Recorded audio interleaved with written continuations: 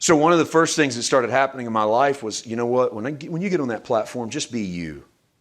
Okay? Everybody has a gift, a style. I've been amazed by the styles. I love them.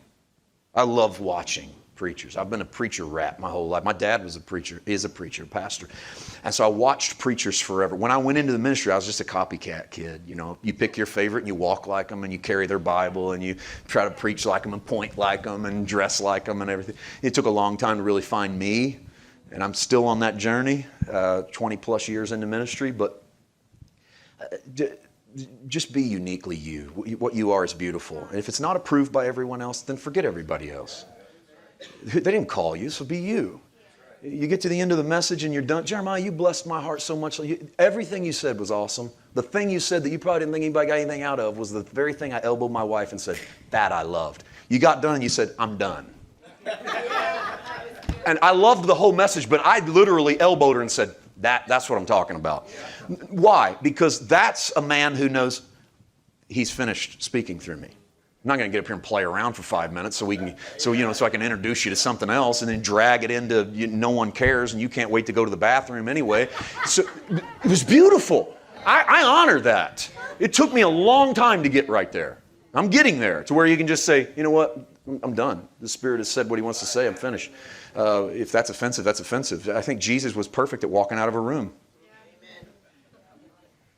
He was so good at walking in one too. Oh God.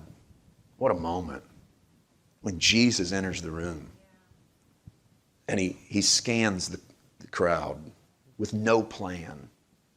Jesus didn't wake up in the morning, get out his BlackBerry and go, here's what we're going to do. He walked into the room. You got my John? No, let's leave it. In John 5, Jesus says, I don't want to go there. It will be too long. In John 5, Jesus says, somebody quoted it this week too, so it's perfect. If I see my Father do it, I do it. If I hear my Father say it, I say it. In effect, he was saying, I don't touch people without the Father touching them first. I don't speak into your life without the Father speaking through me into your life first. I do not care what you expect out of me. I will disappoint your expectations, but I will not disappoint my Father. I will disappoint your expectations of ministry, but I will do all I can to not disappoint my Father. So Jesus never apologized to people for disappointing their expectations. He walks into a room. It's amazing. He'll go to some person. Dustin hit on this yesterday a little bit. One day, and it's all uniquely beautiful, like a river with Jesus that flows. It's water. It's uncontainable. It goes where it wants. Pour water out on the ground. You don't know where it's going to go. It'll go where it's led, wherever it's pulled. That was the Spirit of Jesus. And one day he heals the blind man by touching his eyes. And another day he heals the blind man by spitting on the ground and making mud cakes and sending him to the pool of Siloam. And another day he touches the man's eyes and it doesn't work.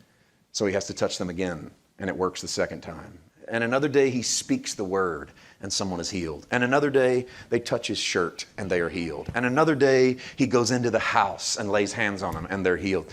And I think every time he does it, he smiles. And he says to the Father, that was cool. I do. I think he said, that was cool how you did it today, Daddy. I didn't know how you were going to do it. I was shocked when you said spit on the ground. Dad, I'm going to be honest with you. When you said spit on the ground and make mud and then leave, I thought this one's going to be interesting. Is this going to work? He said, I don't think Jesus ever thought that. Come on. He was human. Oh, yes, he was God, but he was human, following the direction of his Father. So if Dad said spit, he spit. Dad said, take that spit and put it on that guy's eyes. He put it on his eyes. And then Dad said, now leave him alone and tell him to go wash. And if it had been me, I'd have said, well, I got to stick around and see if it works. But it was uniquely beautiful. It's Jesus following the Holy Spirit. It's just Jesus responding to what the Spirit would have him respond to.